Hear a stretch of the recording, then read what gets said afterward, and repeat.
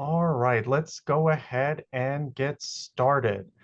So a very warm welcome to all of you this evening to this presentation of On the Edge of Water and Change, an exploration of John T. Krawchuk's photography of the West Village Waterfront in the early 1990s. Before I introduce our guests this evening, I just want to introduce myself and Village Preservation. I'm William Roca, the Director of Programs here at Village Preservation. And if you're unfamiliar with Village Preservation, we were founded in 1980, and we work to document, celebrate, and preserve the special cultural, architectural heritage of Greenwich Village, the East Village, and NoHo. We've helped secure landmark designation for over 1,250 buildings, and we host over 75 free programs like this throughout the year. Now, we are a member-based organization, so your support is critical to help do the work that we do. So if you can take a moment, take your phone, scan that QR code that you see on your screen there, and that will take you to the Village Preservation website. Take a look at the advocacy work that we do, all the other great programs that we have on offer through the rest of the year, or consider becoming a member. We have a variety of membership levels, and we also do special member programs, and members always get first dibs on registration for our great programs. But also, please go ahead, check out the great resources we have available. We have a ton of free maps, and this is if you're a member or not. Check out all these free maps that you can help build your own walking tour, learn about all the amazing buildings and people in our neighborhoods. We recently released a special Fifth Avenue map to help celebrate 200 years of Fifth Avenue. And we're going to be having a program later this month on that map and to help mark this really great birthday for this wonderful street. If you're interested in some more upcoming programs, this Saturday, the 7th, we have our second annual Sullivan Thompson Historic District Holiday Shop and Stroll. A whole bunch of shops in the Sullivan Thompson Historic District are having special quizzes, prizes, discounts for folks if they pop into their shops. So if you still have holiday shopping like I do to do, please join us this Saturday at 4 to 7 p.m. Then next week, on Tuesday, we have 50 years of Bimbo Rivas's Loisaida. So please join us there for this program. For all of these programs and many more, just head over to the website, villagepreservation.org. Now, just some quick Zoom protocols. You will not have your camera on and you will be silent, but we still want you to participate in conversation. So if you have questions or comments, please go ahead, pop those into the chat or the Q&A feature, and then we will ask those questions on the latter part of this evening's program. But now to introduce our guests for this evening. So we're joined by John T. Krawchuk. He's a registered landscape architect and practicing historic preservationist here in New York for over 30 years and has been a resident of the West Village since 2005. He served as Director of Historic Preservation for New York City Parks from 2002 to 2016, and as the Executive Director of the Historic House Trust of New York City until 2022. He was originally born and raised in San Dimas, California, and he's traveled east to pursue his master's degree in historic preservation from Columbia University, and he's remained in New York City ever since following his graduation in 1995. And he's going to be joined in conversation by Andrew Berman, Village Preservation's own executive director. He's a lifelong New Yorker who studied architectural history and worked in the city and state government and has been known for his passionate advocacy around issues as diverse as tenants' rights to LGBTQ representation. And Dina Tass-Winter, our very own Director of Preservation and Research, will also be joining us this evening.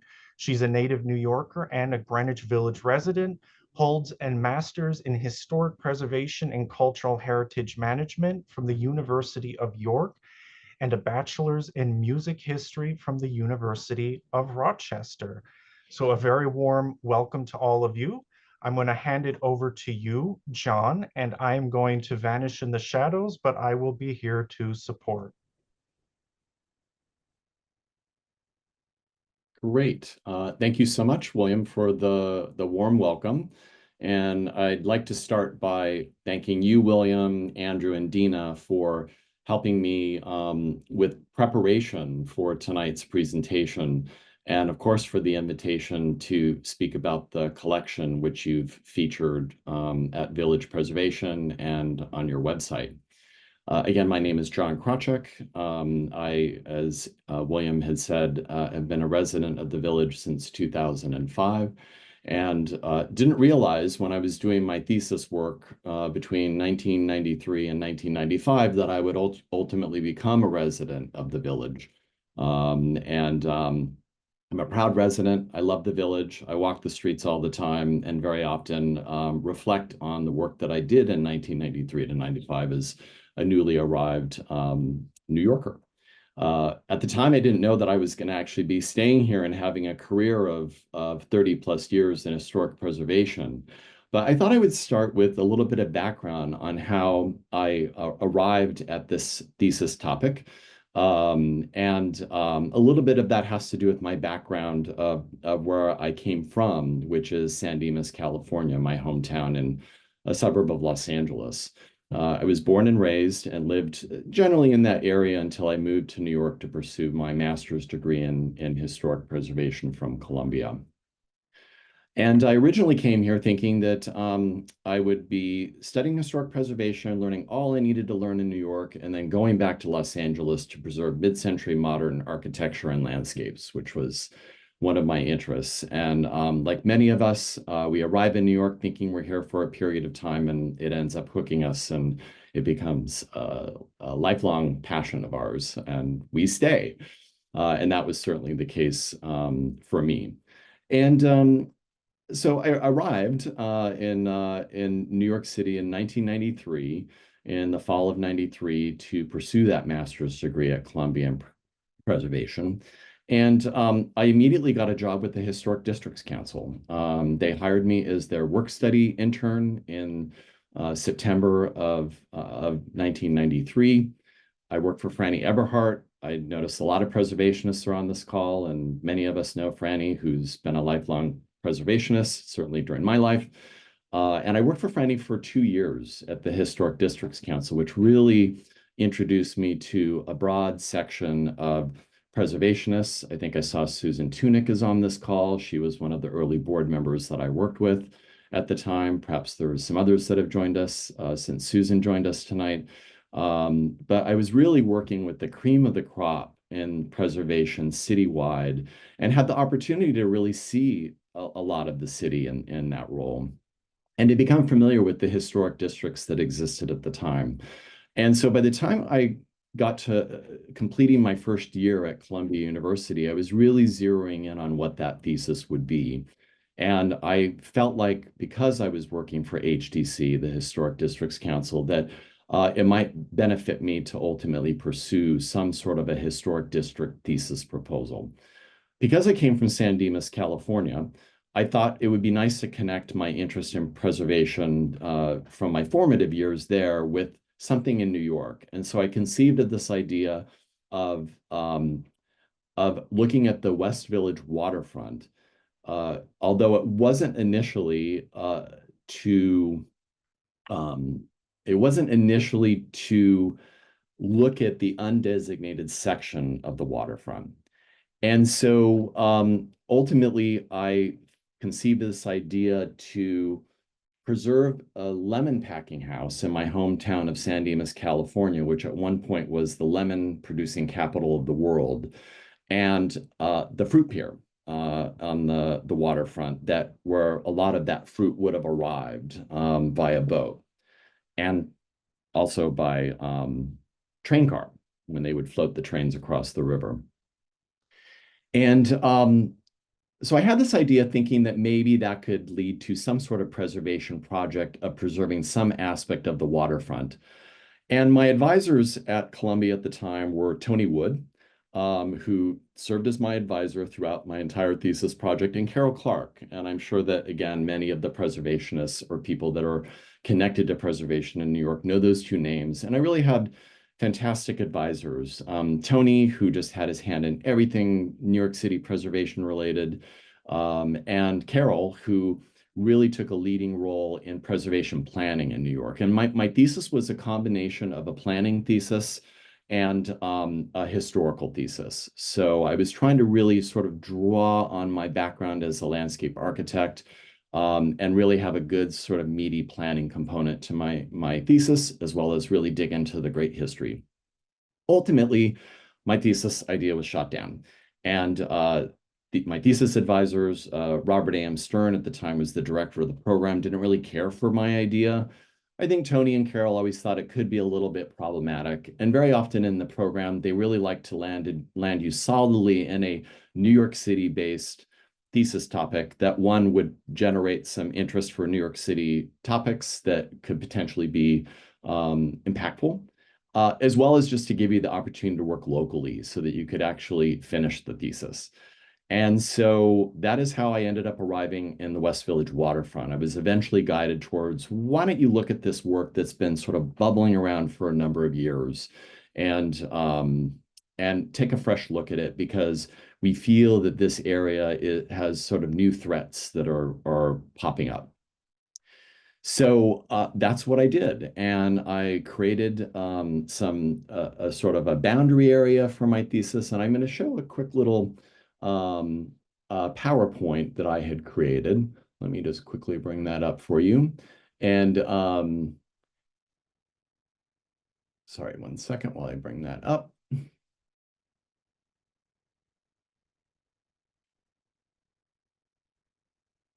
And I'm going to do full screen so that you can all see that. Hopefully that's visible, and I hope the village preservation team will let me know if for some reason you're not seeing what I'm bringing up. You should be seeing the title slide. And now, John, I don't think we're seeing it. Dina, William, correct me if I'm wrong. Did you hit share screen? That might be the missing key. Try that again. Sorry about that.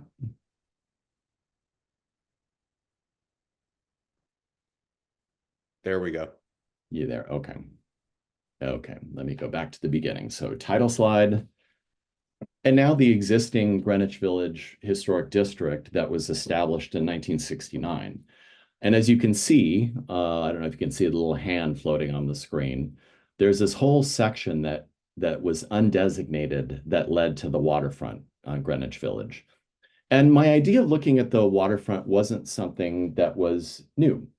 Regina Kellerman, who was I don't know if Regina was a founding member of what was then the Greenwich Village Society for Historic Preservation, but she certainly was a long-serving member, president, and obviously took on special projects. Did I get that right, Andrew? You would probably know Regina's history. She was our first executive director. Oh, there you go. Thank you for that information. And Regina in the 1980s had done a study of all the waterfront buildings and had photographed them. They were black and white photos. There was a soft cover book that was published. It was out of print by the time that I was doing my thesis, but I had access to a copy of it from Columbia University's Avery Library. And I really dug into that to really look at some of her images and then go back and really look at the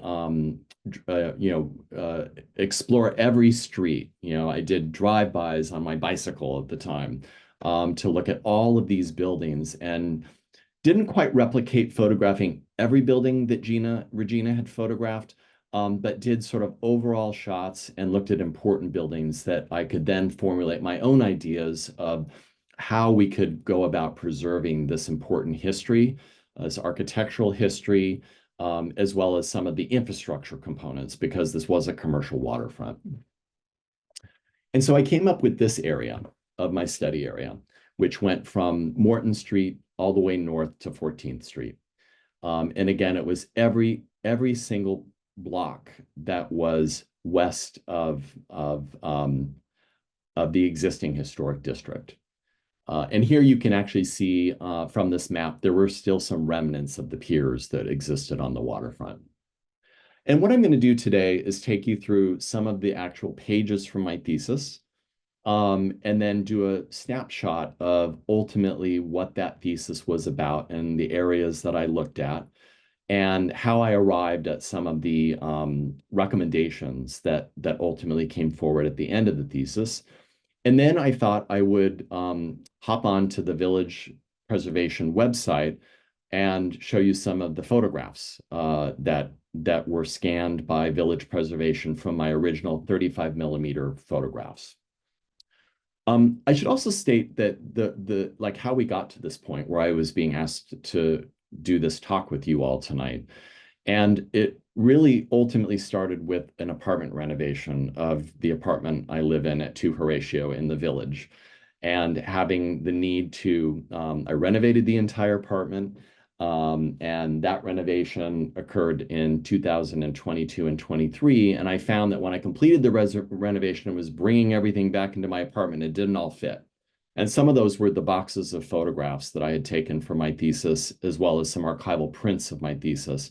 And I thought now is the time to really get this into the right hands. And so I reached out to Village Preservation, and they kindly agreed to accept the collection. I didn't actually realize at that point that Village Preservation was even scanning donations of collections and putting them up on their website. I figured it would just be maybe kept in storage and accessed by researchers or archivists at some point as needed, but it would be in the right hands when the time came when it could be useful to someone.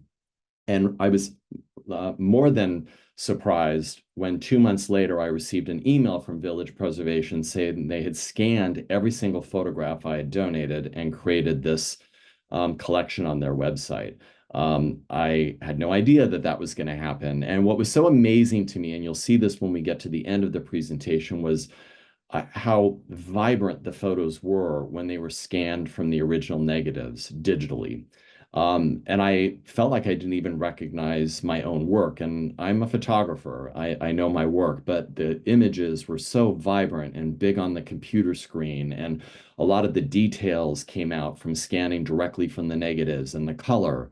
It was really amazing. And I can't wait to show you some of those photos a little further along towards the end of the presentation. But first, a little bit more background on my recommendations. So I initially started with this study area looking at all of the buildings. And a little bit of background on the history of the waterfront is that, when I was initially looking at it, it was a combination of architectural elements that were warehouses and hotels and crumbling piers. The bulkhead was still visible along the waterfront. And these were all visible links to the West Village history. And there had been a loss of maritime activity that had happened after World War II, and that really left the future of the waterfront in the hands initially of the federal government and city planners. And ultimately, the loss of that maritime activity, put that future into question. And urban renewal programs were proposed, and ultimately, these blighted areas were looked at as sort of larger traditional public housing opportunities for the city. And thank God for Jane Jacobs, who was a village resident. And so by the 1960s, she had been living in the village for quite a number of years by then. And so she took this on famously and wrote her book, The Death and Life of Great American Cities, and published that. It raised renewed attention to what was going on, not only in New York City, but around the country.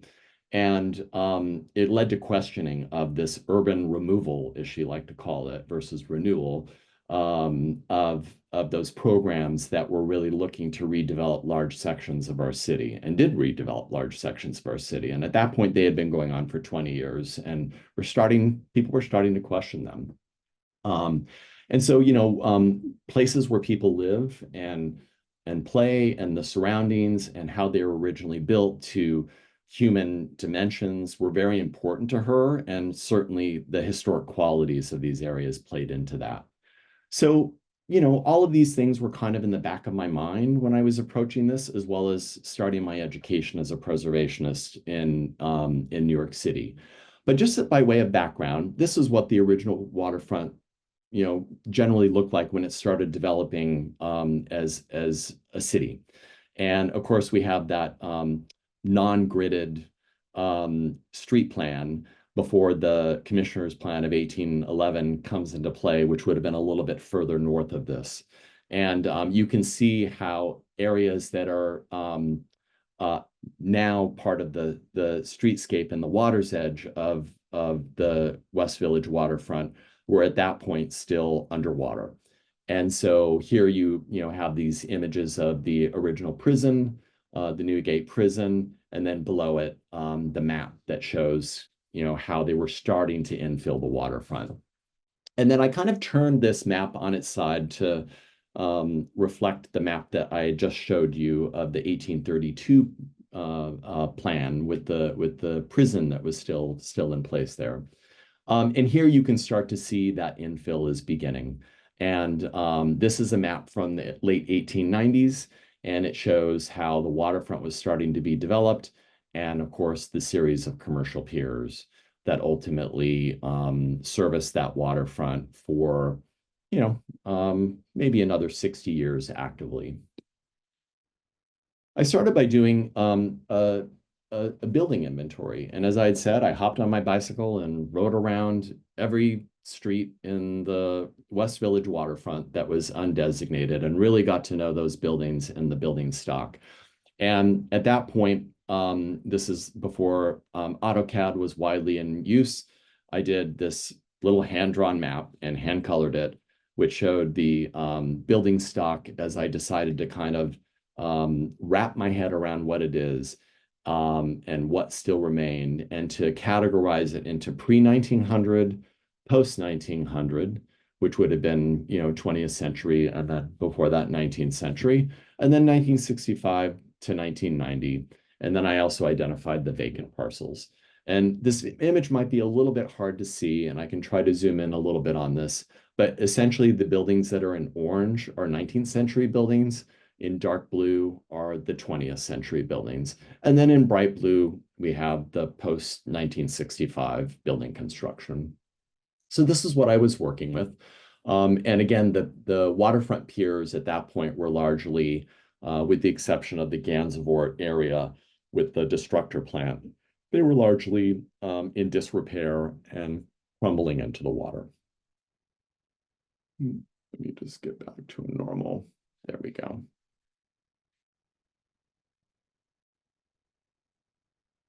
So then I decided to, based on my building analysis, create areas that I thought were defined areas that had either defined uses that could be traced to either their current or historic uses or by the building types. And I came up with these three areas that are on the map that I'm showing you now. And that is what I call the Meat Market neighborhood, which is now the Gansevoort Meatpacking District area. The industrial neighborhood, where you had a lot of uses still remaining from printing plants and other sort of industrial foundry-related uses. And then towards the south, the 19th century residential neighborhood, because I did feel that a lot of the building stock reflected these areas. And so that was kind of the starting point for this thesis work. And then ultimately, I had to make decisions about what I wanted to put forward for a preservation plan, which was the ultimate goal of this thesis. And although I would love to have designated all of it, because I did feel that there was value in one, having the benefit of having oversight of how new construction happened and controlling that to make sure that there wasn't sort of a large wall of buildings, which was the concern at this point for these undesignated areas. They were valuable waterfront properties where tall buildings were being looked at by developers. And in fact, a few of them got built, including the Memphis, which kind of spurred the initial concerns of a lot of villagers about, is this going to be the future of our waterfront? And I came up with these three areas in order to further define it, knowing that there might be a better chance of getting this passed through city agencies if there were recommendations for smaller historic districts. So I ultimately recommended that there could be a meat market historic district on the northern section of the waterfront, a West Beth historic district, even though at that point, I believe, I'm trying to recall, I think it was on the National Register, but I can't remember if it was an individual landmark at the time. But I recommended, because it was a series of buildings in a block, that it be designated as a historic district. And then the Weehawken Charles Street Historic District, which would be sort of the solid 19th century residential neighborhood. John, at the time, only one of the 13 West Beth buildings was listed on the State National Register of Historic Places, and none of it was landmarked. So you were definitely way ahead of your time. Okay. And I figured there are other folks on here that would also know that history. I think I saw Jay Shockley, so I'm sure Jay has all of this like in his brain. And I do hope that as I'm going along, if you think of things or if you have a correction to make, put it in the chat and we'll chat about it towards the end. But thank you, Andrew, for that. And now I'm just going to show you just a few quick snapshots of some of the photos from the actual scanned thesis. These are my 35mm printed photos from Babu, if some of you remember the Babu photo printing shop that was in the Chelsea neighborhood. That is where I had all of these printed. And again, even though the printing was pretty good, it doesn't come close to what ended up coming out of Village Preservation's actual scans that are available on their website, which are really just amazing photographs. And here we just start on the south end of the waterfront with, at the bottom, St. Veronica's on Christopher Street. And above that, we leap forward to what was my industrial neighborhood recommendation. And then the Meatpacking District, which I called it that at the time, even though it ultimately became the Gansevoort Meatpacking District. And then this is just a quick snapshot that shows some of the traditional buildings with the awnings that were projecting off of them that were used to bring the meat into the actual buildings. And of course, these stainless steel doors that are at the bottom of that photo. And some more Meatpacking District images that show, again, these canopies or awnings that come off of the building. And below that, some of the traditional Belgian block streets, which are now part of the designated historic district. And then just some overall shots of the skyline. And this image that you can see on the top shows the Memphis looming over the village. I mean, I think in this image, it looks taller than the Archive building, which is a pretty large building. And I believe the Memphis, which was built in the 1980s, is about 20 stories tall, but perhaps some others who actually know the actual height can weigh in. And this was the big concern. I think it's on Charles Street, if I'm not mistaken. And that was built in the 1980s and really was starting to concern villagers and preservationists about, could this be the future of the waterfront if there isn't some effort to control development? And below, there's an image of a historic building on West Street. On the left is a historic adaptively reused building, and on the right is a Rock Rose development where, in the scheme of things, whatever you think about the actual design of what Rock Rose did, at least at this section of the village, it's a fairly contextual building, and certainly was more appropriate in scale than some of the others that ultimately got built or that were ultimately wanted to be built in this neighborhood. And heading to the far south, we have the area of Charles Street, which I now think is completely gone. Andrew, do you happen to know, or anyone from Village Preservation? So one of those houses we got landmarked and it's still there. One of them has a very, very large addition on top of it that's bigger than the original house. And one of the houses is completely gone. And of course, the Pathfinder warehouse at the end of the street in white, which you can see is replaced by the Meyer Towers. Yeah. And below you can see the Belgian block street. I don't know if that survived. It's the Belgian blocks are still there. I think some of them got kind of screwed up when one of the nearby developments took place, but if I'm not mistaken, much of that is still there. Okay, good to know.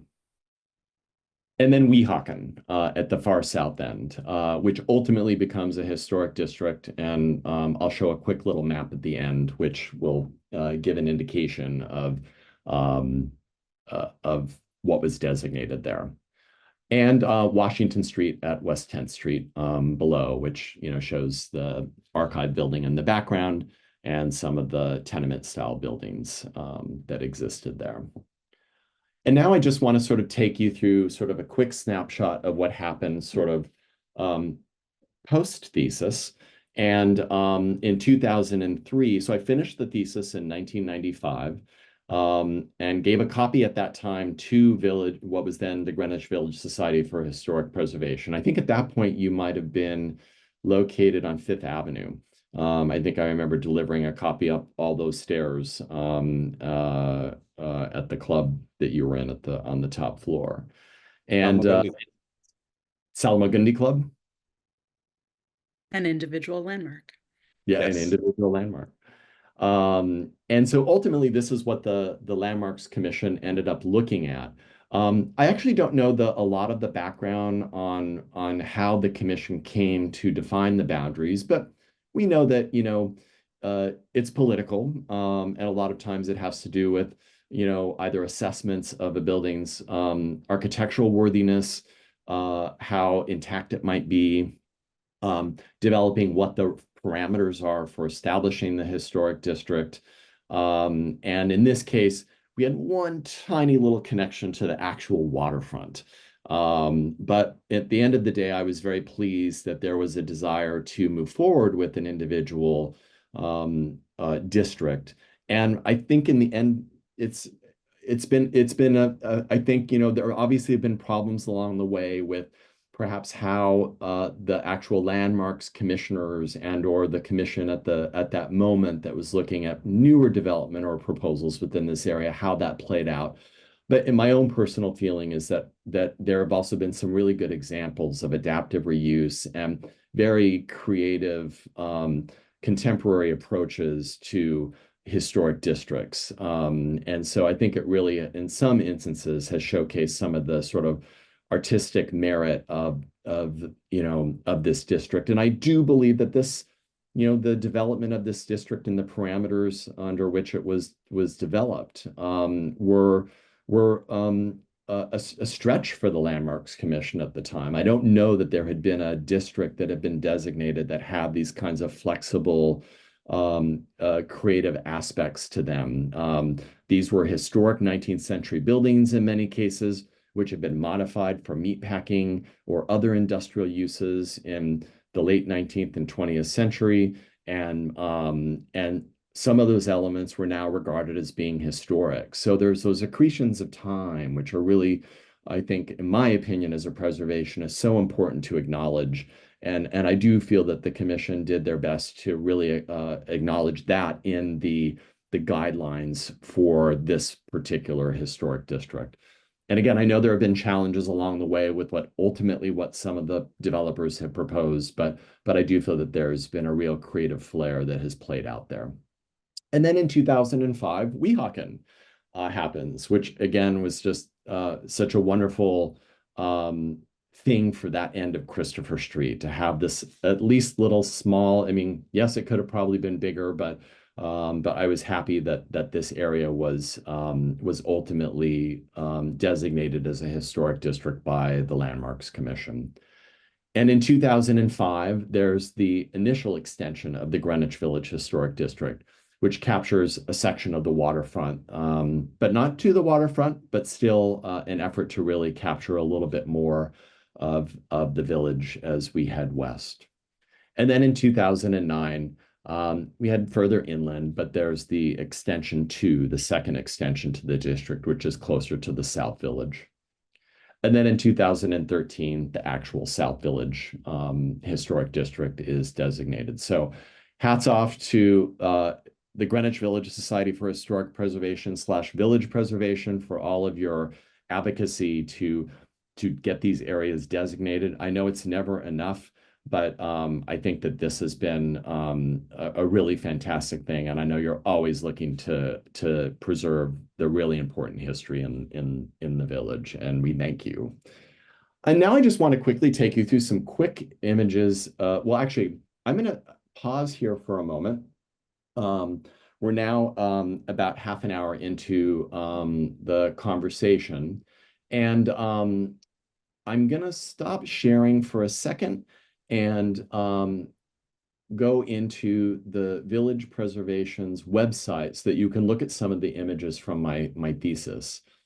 And let me start to screen share here again, because you're currently not seeing correct, Dina. I can see you.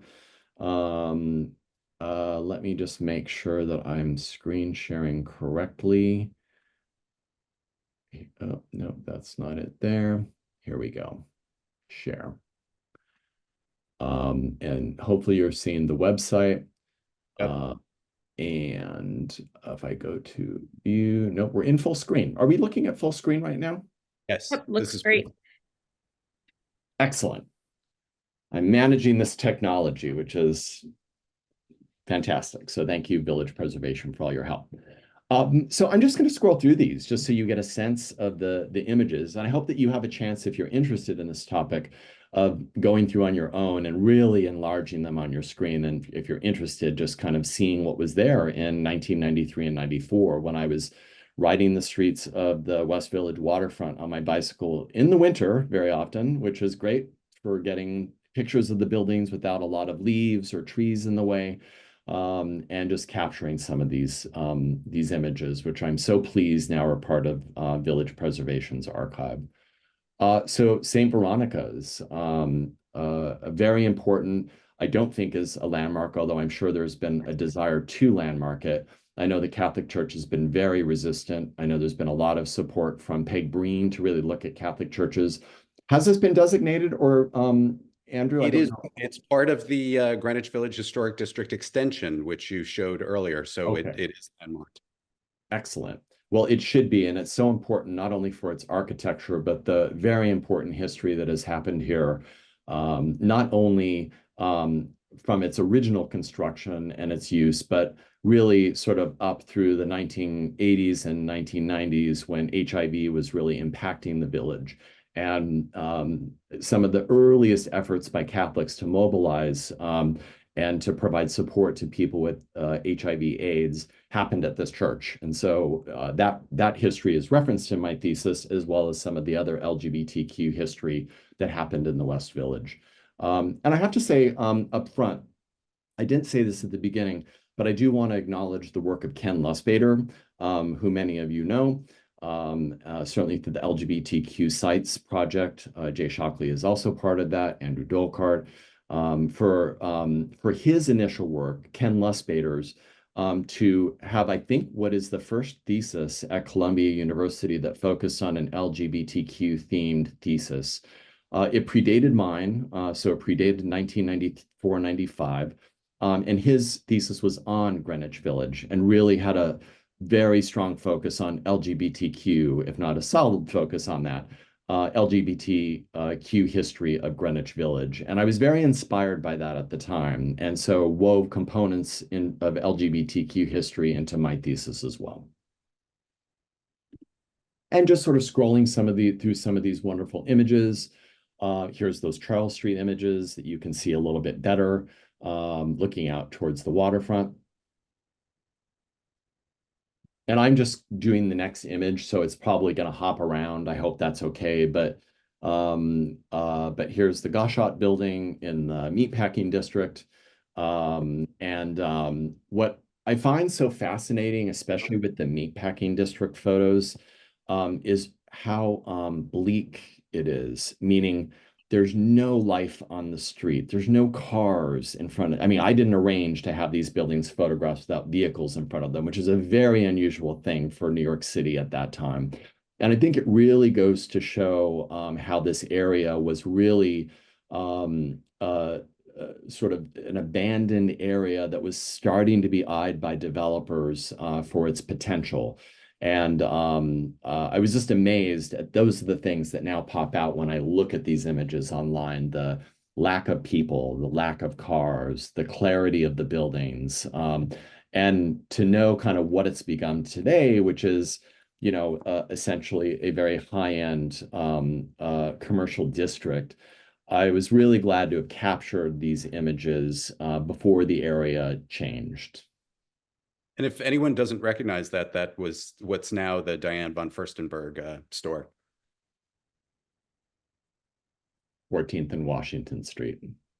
You can see the Diana von Furstenberg wrap dress in the windows right here. And then this is one that's not identified as demolished, but I think it's been demolished and replaced with the new fire department structure. Am I correct? Correct, yes. Yeah.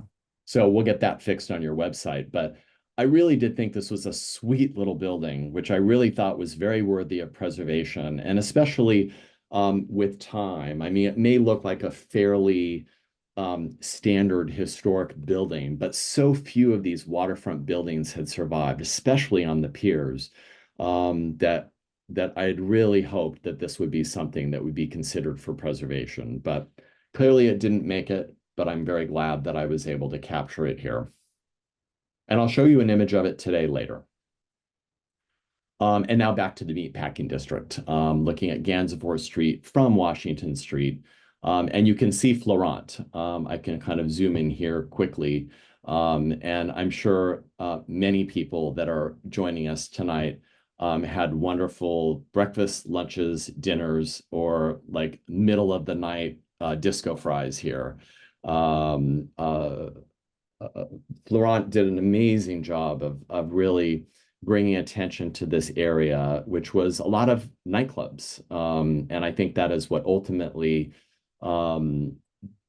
inspired him to open this re-envisioned French diner, where I think it stayed open all night. I don't know if it even closed.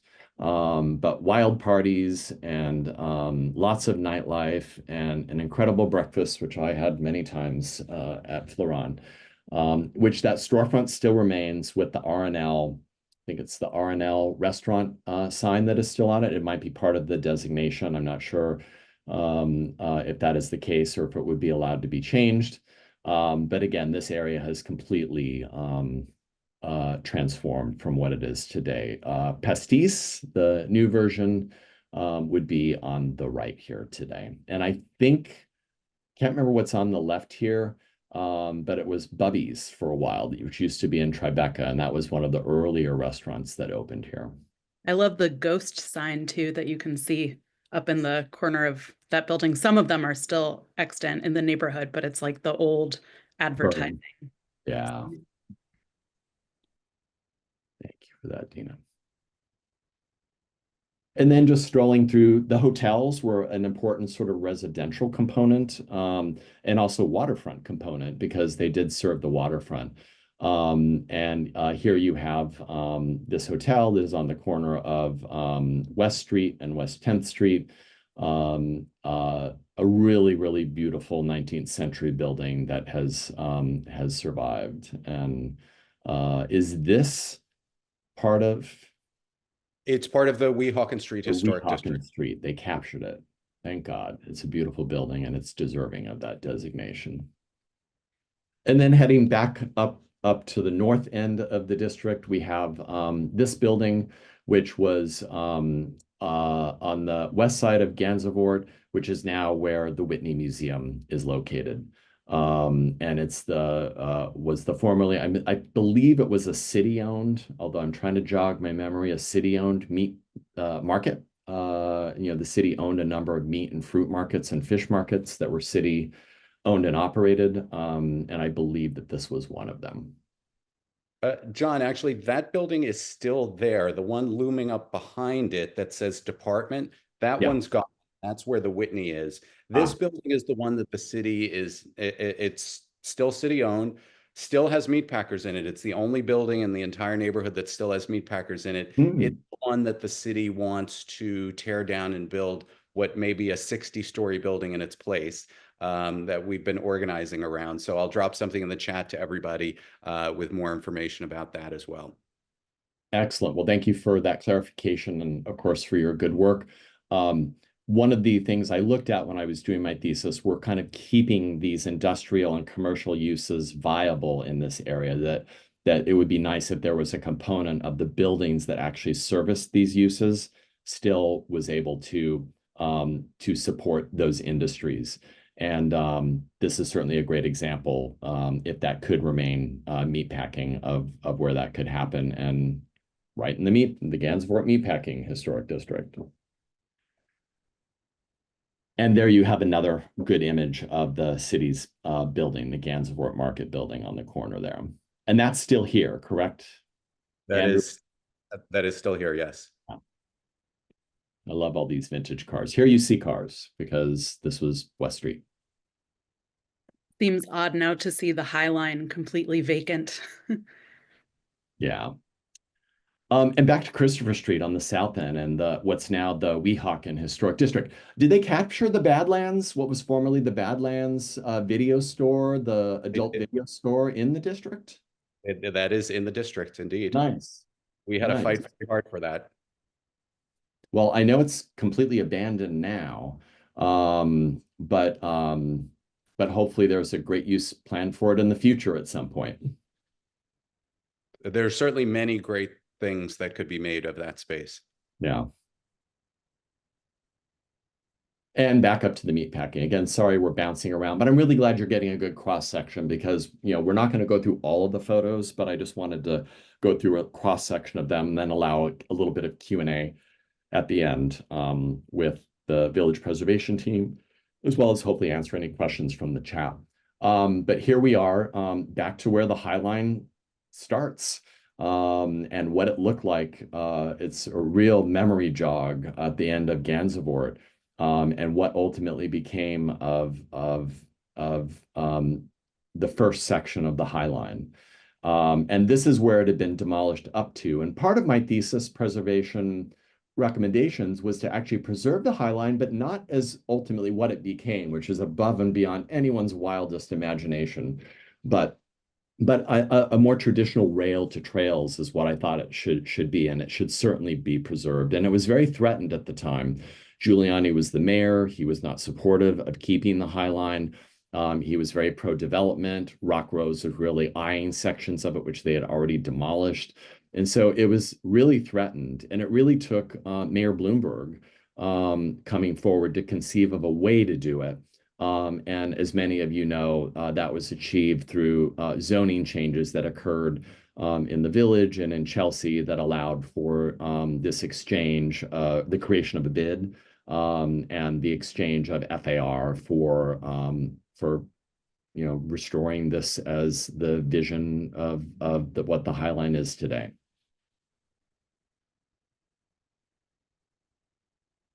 And this was a very important industrial piece of my thesis, which is the original bulkhead, which is still visible.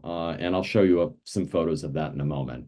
But here you really get a good sense of how much has been accomplished in Hudson River Park that many of you remember was just a paved parking lot and roadway.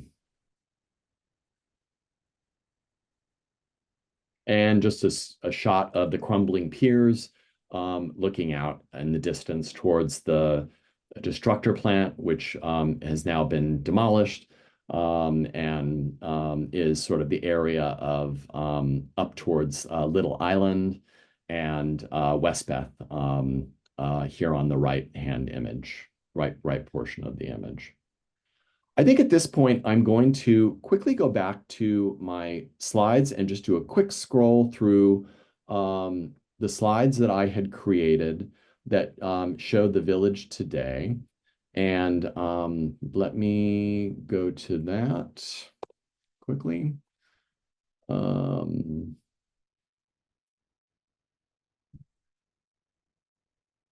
Okay.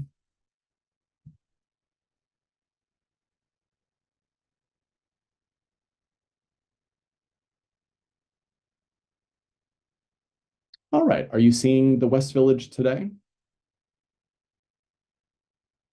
Yes. Excellent. So I'll just quickly scroll through. These are images that I took about 4 weeks ago. So here we have that bulkhead that I just showed you, which dates to the 19th century. That's 19th century bulkhead construction work, which is, I believe, John, we're still just seeing the screen that says the West Village today. Oh, looks like it's paused. 1 second, I apologize.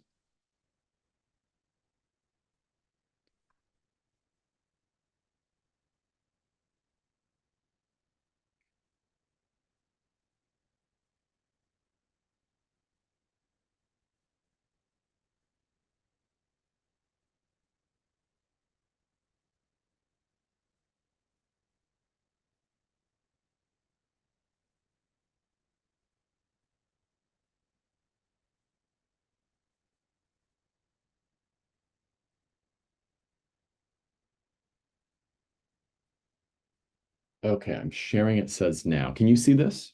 The title slide, and then the first. Now we see the image of the waterfront. Okay. Yep.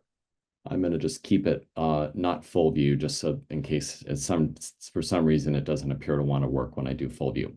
So here you have an image of the bulkhead that I had showed you, which is 19th century construction, which is actually listed as on the National Register as a historic element that must remain in place.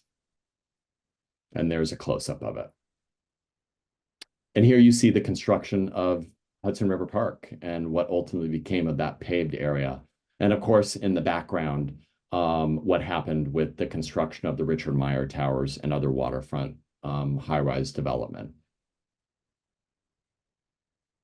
Looking south, this is from the Apple Garden, again, just showing what became of the esplanade along the Hudson River Park area. And some of the remains of the piers that are still in the water. Most of them were demolished in their totality, and a few of them were left. And what these often serve as now are habitat for Hudson River fish. And so I don't know if this was part of ultimately DEC, Army Corps of Engineers recommendation to Hudson River Park to leave elements of the piers in place, but these do serve to support wildlife in the river. And another image of that to the left, and the boat, the new boat structure at the top left of the image with the fireboat there. And then this is what replaced that historic fireboat. And the Whitney Museum, taken from the area that was the Gansevoort Destructor Plant, which is now a developed park, and a close-up of the Whitney. And I guess, Andrew, this little area here is the section of the meat market that still remains to the left. Correct. And to end my presentation today, just an overall shot from Little Island, showing the West Village Waterfront as it was developed and a general sense of the skyline.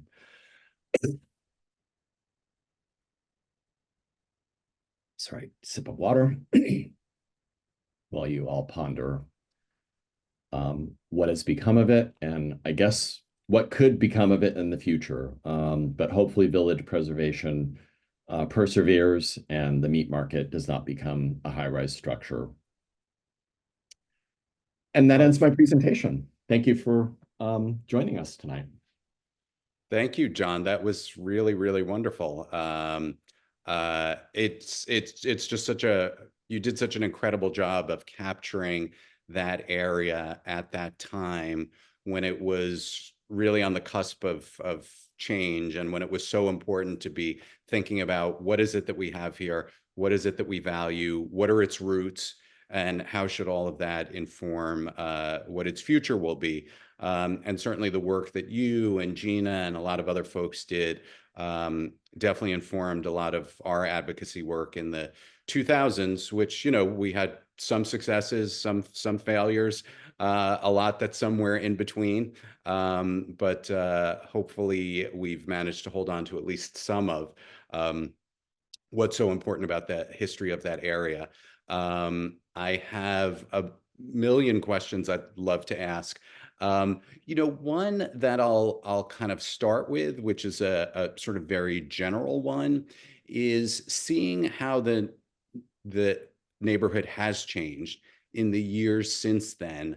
What do you think in 1995, when you were doing this, you were hoping for and envisioning in terms of what the neighborhood would look like in 30 years later in 2025, certainly as compared to now? I think we all expected at that point in time that the waterfront itself was going to become some sort of public space, but there's obviously a lot of different ways one could do that. You mentioned the High Line, that you thought it should be preserved and reused, but maybe envisioned it in a somewhat different way. Tell me a little bit about how the present of today varies or is similar to what you hoped or envisioned for the future.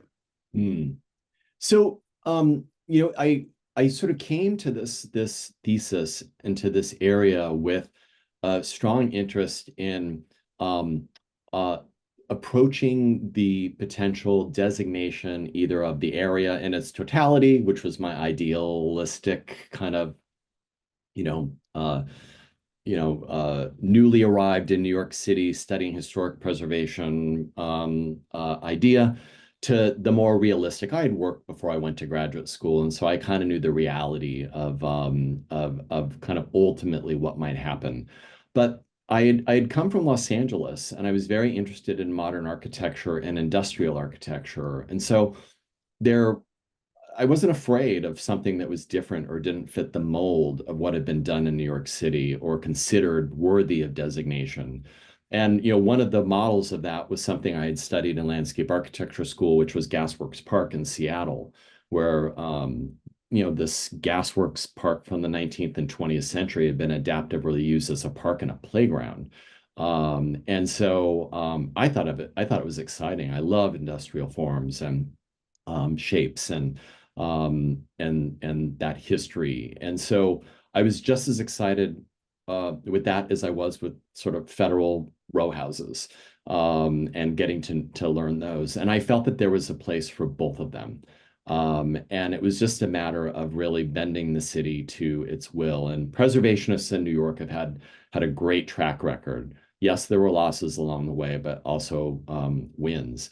And so I felt super encouraged by Tony and by Carol and Regina and others that helped me along the way, and felt that there was real value in these buildings, even in their altered states, whether they were meatpacking altered or other alterations. I felt that appropriate development and of course a lot of preservation along the way was completely viable for this area and needed. And so that was my approach, was to really try my best to achieve that, but also to acknowledge the fact that it may have to be sectioned off into smaller historic districts. Mm-hmm. Yeah, all of which is very, I think, reasonable and realistic. And, sometimes you can make the perfect the enemy of the good, and, you lose everything in the process. I want to just quickly mention to the audience, if you didn't see, we dropped into the chat a direct link to John's photo collection on our website, as well as to his thesis, which is in a separate archive, although we link the two of them on our website, which is our preservation history archive. So if you want to go through his thesis, it's there now. You can read it. If you want to look at all of the pictures, you can look at those as well. So just take a look at the chat. And Dina, I'm curious about, your thoughts or perspective as somebody who grew up in this neighborhood in West Village houses, which is, on the one hand, different from anything else, but in a very important way, very much connected to the history of that neighborhood around it. Your thoughts on all of this? Yeah, I've really loved exploring your photographs, John, especially because I guess I'll sort of say my age here, but I was a kid growing up in West Village houses in the 90s, exactly when you documented this neighborhood kind of on the precipice of change. And I lived in West Village houses on Bank Street. In the West Village houses, as many of you may know, are part of those blocks that did not become designated. But the houses they're now exactly 50 years old, and they're still there for now. But it's really incredible to see kind of this moment captured in time. And I think if you go through the photographs, all of you on your kind of peruse on your own time, there are a couple of images that you've captured, John, of the West Village houses. And also just a comment that I had about the images as well, especially in the Meatpacking District. There's some captures of actually the like meat carcasses hanging from some of those metal canopies, and it really brought back this just like visceral, I can smell it, you know. The neighborhood is so interesting, and you touched upon this a little bit, John, how LPC, the Landmarks Preservation Commission, is almost a little bit more flexible in their regulation of the meatpacking Gansevoort Market Historic District, because it has these layers of industrial architecture and history that are a little bit different than a lot of the historic districts in our city. And obviously, LPC doesn't regulate smell, and most of that, the meat plants are gone now, with the exception of that one block that we've talked about. But it's just really interesting to me to sometimes even hear the commissioners, if you ever listen to a hearing where they're talking about a building in the Gansevoort Market Historic District, they'll talk about the desire to retain some of the grittiness, or to think about those almost intangible layers of history that you can still sort of sense a little bit, even though it's changed so much. But it's really, I think, beautiful to get to look at your images that show what it was like then. So I think it's really fun to get to see that. But John, to pitch it back to you, kind of to build on what you and Andrew were just talking about in terms of what has changed and didn't change in the ways that you thought it would. I'm curious to hear if you, I guess, stand by the areas that you had proposed to be designated and the areas that did ultimately get designated as landmarks. There are kind of these pockets of space that are not, and some blocks have changed more than others in the intervening years. And I know you and we, Village Preservation, ideally would love to see the whole area a historic district. But yeah, I think Andrew will now show us where things currently stand and how they've been for a little bit of time. But I'm curious to hear, John and Andrew, maybe both of your thoughts on how things are looking now, and if you feel good about what's designated or not, or what you think the future might hold in that regard. Yeah, and First, Andrew, or do you want to go? Well, I just briefly want to just say that I am sharing the screen. I have this queued up. John, you showed most of this already, but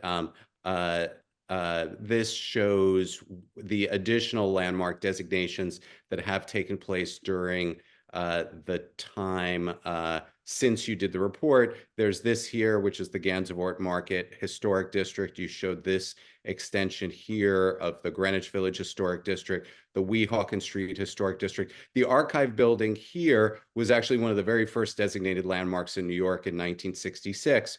But Westbeth here was landmarked in 2011, I believe. We got a couple of buildings here on Horatio and West Street landmarked. This is that one house on Charles Street that I was referencing before when we were talking about that, John. And this is a Greek Revival house on 11th Street. And this down here is the old Keller Hotel, which is an individual landmark as well. But then, of course, in between, there's a lot of stuff not designated, including this farthest western part of the Meatpacking District, which Jay Shockley, I saw, dropped in the chat, and this is what we were told at the time as well. The commission didn't want to designate anything that touched the High Line because the city wanted to keep that open in terms of what would happen there. But curious your thoughts, John, as Dina was asking about, sort of the designations and whether or not everything that should have been captured was, or anything along those lines. Yeah.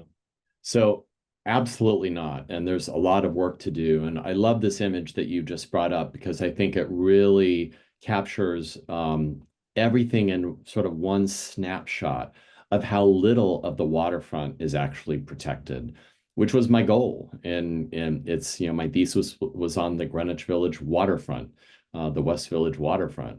And, you have the section, you of course have Westbeth and Weehawken. But, I think, for instance, Dina, thank you again for reminding me. I didn't say much about the West Village houses, but because of my LA upbringing, my interest in modernist architecture, I was fascinated with the West Village houses, and they really were a role model when they were conceived of in the late 1960s by Jane Jacobs. And ultimately, it took a few years to get them constructed, but by, I think, the mid 70s, they were starting to build them. And those do touch the waterfront. And I think to actually designate them once they do turn 50, I mean, that's not a requirement for a New York City designation, but I think they are absolutely worth looking at, and kind of the great work that James Jacobs did to really educate us about human scale development and to push back against crazy city proposals. These really are kind of the physical end result of that. So worthy of being designated, and we'd capture a little bit more of the waterfront in the process of really considering them. But they really were a model, not just for the exterior, their simple form, their human scale. You grew up in them, Dina, but evidently the layout was evidently also, I've never been in one of the apartments, but it was also a model for human scale living. And I always wonder if they could be some sort of model for the affordable housing problems that we are facing in New York currently. I mean, many of you probably know that they ended up being under the Mitchell-Lama affordable housing program. And that's how my family and many of my friends' families were able to live in this incredible neighborhood. And it brings to mind a lot of the issues that we're still facing now. Yeah. The High Line, I mean, that area, so many of those buildings that are along the waterfront, again, so worthy of designation. And I don't anticipate that there could be, I mean, redevelopment is always, developers are always looking at opportunities for that. But to lose further that historic connection with the waterfront, those views from the High Line, I mean, it's a huge tourist industry boom for New York City. They're not there to look at large glassy buildings. They're really there to look at kind of gritty industrial New York buildings that give you the flavor of what it might have been like with these rail cars, passing through these buildings. People want to experience that and understand that. And I think that could be a real selling point in the future for designating these buildings that are already high and I think have plenty of potential for, they're already adaptively reused, many of them. But let's get them formally protected so that, in the future they remain and they become part of that High Line experience, which is so varied. I mean, it's so fascinating being on the High Line and experiencing the city from that perspective. And then, further down, there's always buildings that are worthy of designation, and there are not any other ones that are particularly come to mind at the moment. But I think it's worth taking another look and just seeing, Charles Street was such a loss. I'm sorry, but I really did feel that had such a beautiful little residential feel, and then a little bit of the moment of the West Village houses coming in there. It was sort of a really great New York moment that I think was somewhat lost when the newer building was built there. That's on the waterfront. I agree. Yeah. So I don't know. Those are sort of my initial thoughts. I love the Destructor plant. I thought those stacks should certainly have been preserved, or maybe the building could have been adaptively reused. Everyone loves park space, so I'm not complaining about the green space that's there, but I did feel like with creative planning, there could have been the ability to have, kept that component. It was an industrial waterfront. Garbage was incinerated there, and it's part of that history.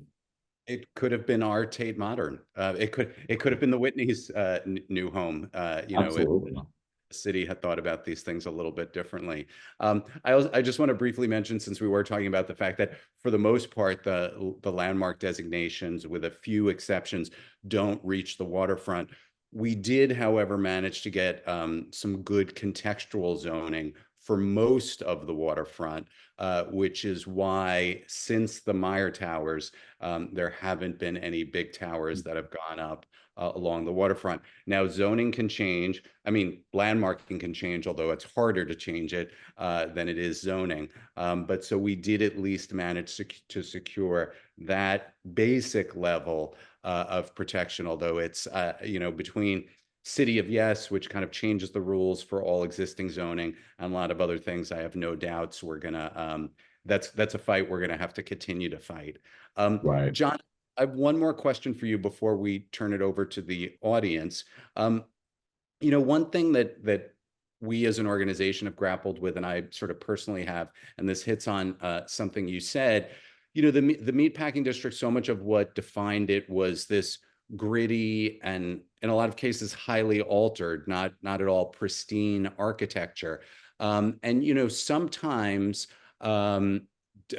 developers or new property owners, they want to take a building that maybe has sort of a ragged edge and bring it back to what might, in fact, be a very historically accurate form, but is very different than the form that it's been in for the last 50, maybe 100 years, reflecting that. I'll just, as an example, the 55 Gansevoort Street, which I know you had showed in one of your pictures. I don't know if the number rings a bell. It's the building on the north side of Gansevoort Street, east of Florent, the sort of brownish brick building with the awning.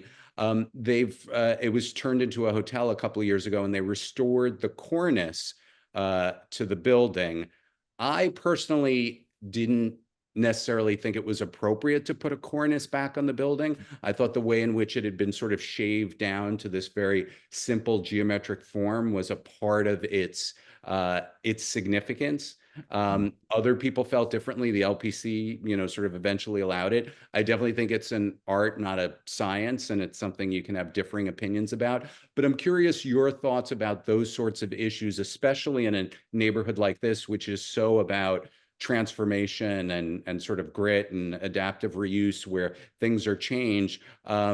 Where do you see those lines being drawn in terms of how best to deal with managing change in one of these buildings as time goes on? Is it okay to bring it back to its original pristine form? Should we try to hold on to those sort of quirky, changes that happened in the more recent past? How do you deal with that? Yeah. And my answer is yes and yes, because I think it depends case by case. And I don't know if I could say that, like, let's say within the Gansevoort Meatpacking District, let's use that as an example, that if we were to take that, I wouldn't say wholesale that I would disagree with putting a cornice back on. I've been working on the Colliers building for a preservation architect. I've been doing some consulting work for them, which has been fun to revisit something that was part of my thesis that I didn't know 30 plus years later I would be working on professionally. But they're going to be undertaking a restoration of the facade, and they've already done a lot of work to restore that facade. I don't know if you've followed the Colliers building over the years between Little West 12th and 13th, but it's a beautiful building that goes through the block. There's a cornice on one side, and there's no cornice on the Little West 12th side. But cornices are important. This is where the preservation architect in me kicks in, Andrew. They're important for protecting your building facade because they create a drip edge that gets the water and the ice to kind of drip off the facade and to not create problems on the facade. And I don't know if that was the rationale that was before the Landmarks Commission when they were reviewing that particular building, or if they just wanted the cornice back. But I also see the beauty in buildings that don't have cornices. Sometimes you actually notice the details on the building a bit more. And so I could go either way. And it sort of depends on kind of how well the facade's holding up. You know, would there be value in bringing back that historic balance of the cornice? Or is it just sort of like a standard pressed tin cornice that you might see anywhere in New York City that just, you know, it's another cornice to look at? So yeah, I could go either way. And also historically, you know, if the cornice had been missing for, you know, 70 or 80 years, you kind of have to also look at that and say, you know, this building had a history without it for all these years when it was a gritty industrial waterfront. There wasn't really a focus on making it gritty or restored. And I feel on the fence about grit versus not grit. I feel like sometimes there is a desire to be nostalgic about that in New York City. You have to remember when I was riding my bike around the Meatpacking District, it was stinky. It smelled like rotting blood. Sure. And there were lots of fires in oil drums along with the hanging carcasses. So these are kind of some of the sensory things that I was scared, honestly, as someone who didn't know New York City all that well, on a bicycle, riding around with an expensive Nikon camera. It was desolate. There were a lot of activities in the waterfront areas at that time, a lot of prostitution, you know, lots of everyone's car had a, you know, no radio in car. There were always a lot broken glass everywhere. You know, that's kind of the tail end of a New York that sometimes people can be nostalgic for, but I'm sure Dina and her parents could probably attest to the fact that it, you know, it was also kind of a scary time in the waterfront. So yeah, I don't know if I answered your question, Andrew, but it would depend for me case by case. But what I do find interesting is how the Meatpacking District is still a huge draw for tourists and visitors coming here that want to experience that kind of. You don't get it at South Street Seaport. You really don't. You get it more in the Meatpacking District, and I do feel the commission's guidelines really helped to guide that, whether we like what's happening there or not, and what, you know, the Restoration Hardware building has become or not. I think the creative ideas are really really at the well conceived. I think mostly there's some good architects that are being hired, not in all instances, but to really do work in that area and to really bring a creative flair while keeping these components and remnants of in this case the old Meatpacking District. Right. Imagine what the Hotel Gansevoort could have looked like if it had been included in the designated district and had to its design had to be guided by the commission. Yeah. I'm going to turn over now to questions from the chat and the Q&A. I see somebody asking about the piers, and I'm curious just kind of your thoughts in terms of how that was handled. The park, the piers, you showed how some of them are, kind of the remnants are out there in the water and they now have this new life as nesting grounds. Obviously, there's a lot of very, sort of elaborately designed and very accessible and very engaging new recreational piers that have been created. What are your thoughts about, sort of how that was handled?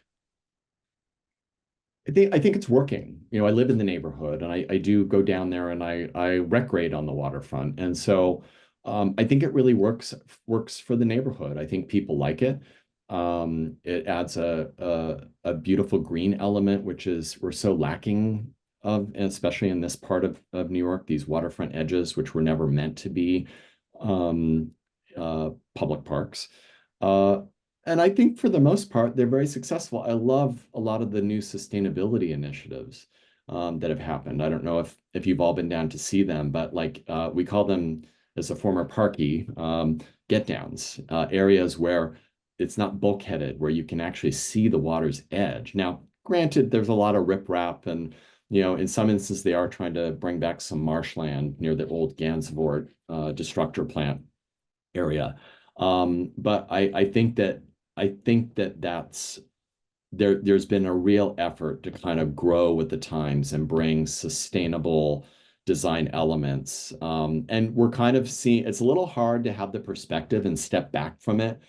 We have to keep in mind that the Hudson River Park was already being talked about and conceived of when I was doing my study area. So we all knew it was heading in that direction. We just didn't ultimately know what it would become. And I do think that the piers are beautifully designed, useful. There really wasn't a lot there to preserve, with the exception of what they did preserve at Little Island, which is the remnant of the pier that had been there, that serviced the pier where the Titanic survivors came through. And I always thought that should be preserved. And in fact, it has been. You don't really get a sense of what the waterfront is from it any longer because you see Little Island in front of it. And that's sort of another story, and I know that that was a very contentious element to Hudson River Park that I feel hasn't had enough time for me to kind of evaluate its overall value. But certainly we can't deny it's a tourist draw. People love going there and looking at the views from it. Mm-hmm. It certainly is. Yeah. I mean, the number of people that come in out of there and then go up to Pier 57 and the Whitney and then Chelsea Market. I mean, just if you can remember 20 or so years ago when those streets were empty and now they're just teeming with people, it's quite dramatic. John, I'll also ask you, and this relates to something I saw in the chat. So you mentioned that your idea or vision about the High Line was more of a sort of traditional rail to trail. Can you describe for folks what that means and how that differs from what did in fact happen with the High Line? Sure. So when I was in landscape architecture school in the 1980s, that was a very common thing that was happening. At the time, it wasn't new in the 80s. It had been happening for quite a number of years. But old rail lines, which, rail travel and rail use was largely replaced by trucking. And so these rail areas existed all over the country, and many of them were being converted to trails.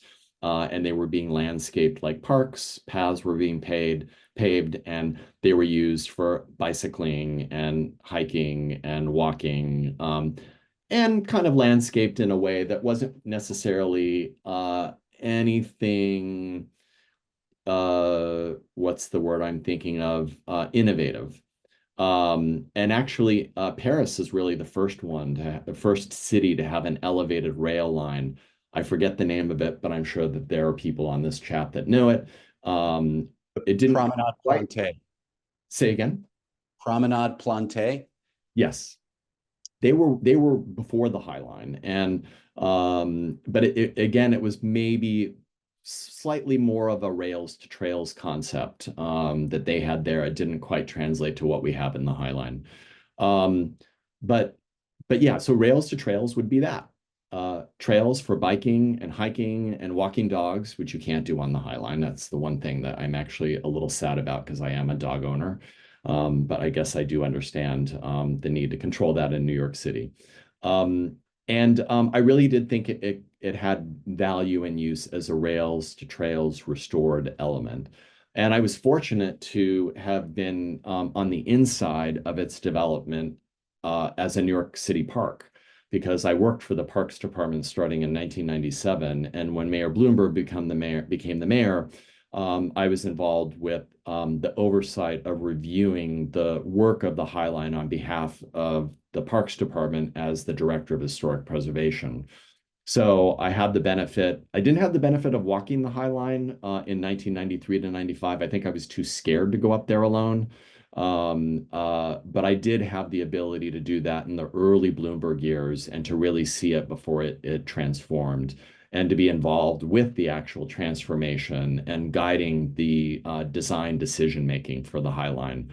There were a lot of discussions about the benches, the peel-up benches, and sort of other elements like leaving rails in place, which I think was fantastic. And I've seen it replicated at, for instance, Gantry State Park in Queens. For those of you who know the Pepsi Cola sign, the gantries that exist there on the waterfront have also left their rails in place, similar to the High Line. So what it became was above and beyond anything I thought it could be.